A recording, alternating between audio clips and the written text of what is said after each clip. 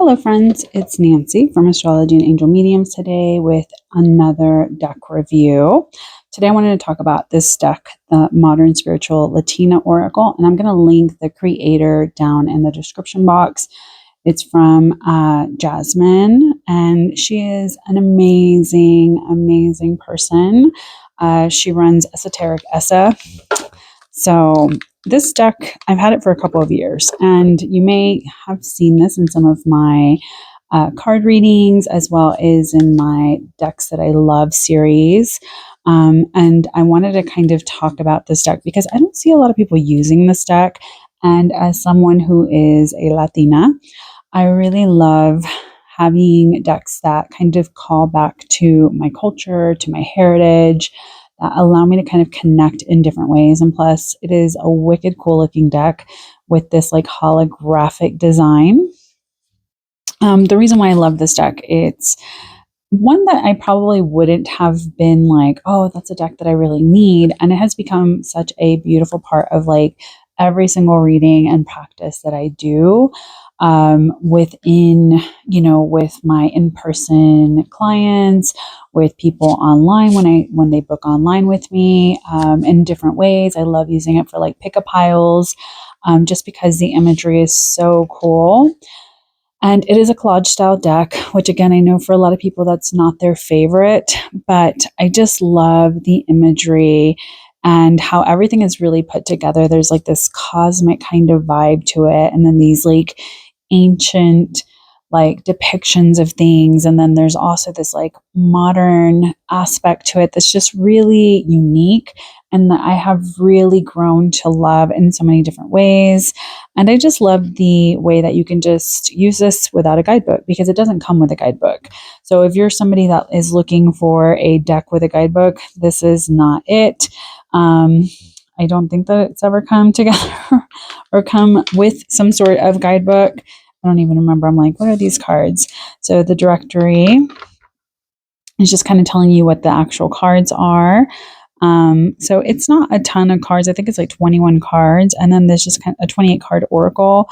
And then just kind of rediscovering, your kind of intuitive energy. And I just love this like holographic vibe. So they are much larger than a traditional card size from like a traditional oracle deck. I'll try to grab one real quick that maybe you would be familiar with. So this is like standard oracle size, the Seasons of the Witch oracle. So you can kind of see that it is a much longer size. It's just as long, or just as wide, but it is a little bit longer.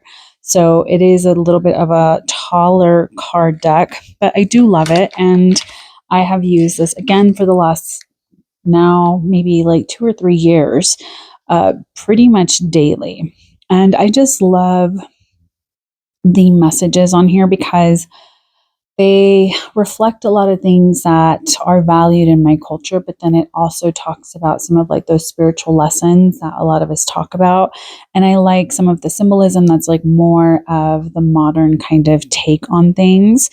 And so with this, there's just a couple of keywords that you can kind of tune into and utilize for your own intuitive kind of hits, which I do really love. And I just love some of this imagery because it's not something that you constantly see in a lot of mass-produced decks. I love when there are culturally specific decks because as someone that feels like there's not a lot of representation in her culture for the kind of spiritual, it makes it challenging to have a deck that you see yourself in as well. And I think maybe that's why I'm drawn to more kind of like fun, funky little decks like Halloween decks or very like vintage kind of things of that nature. And so it has a little bit of everything. It may feel like, oh, 28 cards is not very much, but there is a lot that you can take from these cards. And I really enjoy the messages, the imagery, because even if I'm like not going to utilize what this card describes, I can still really tune into this message. To me, it's like dedication, concentration, work. There's the candles, there's the crystals, there's the city lights, there's the lotuses, the moon, the spoon. So to me, it's almost giving me the sense of dedication and moving into the, cycles of what it is that's needed, nurturing yourself, feeding yourself with things, understanding that there's a lot of growth here. So even if you're not using the descriptions that she has on here, I still think that it's beautiful to kind of utilize in your own way. But then there's also how she created these cards and what her intention was for each of these cards. So I think it's great because there's like the paying homage, reclaiming your roots, decolonizing spirituality, which is a big thing that has happened on my journey, is having that kind of decolonization of things, or even just kind of moving past the sense that what I'm interested in or what I've been doing is not in alignment with my culture. As someone who is first generation American, I've had to kind of bridge the gap in so many different areas. And spirituality is another one of those things where I've had to kind of decolonize a lot of things that I had learned growing up as someone that was raised very strictly Catholic, and kind of dispelling that discomfort, so to speak. And so I just think it's very inclusive for someone who has a Latin background.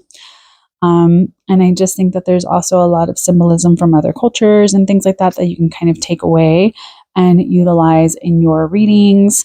And I do love that there's inclusion of Spanish terms on here, and also things that are very common and accepted in our culture, like having a limpia, things like that.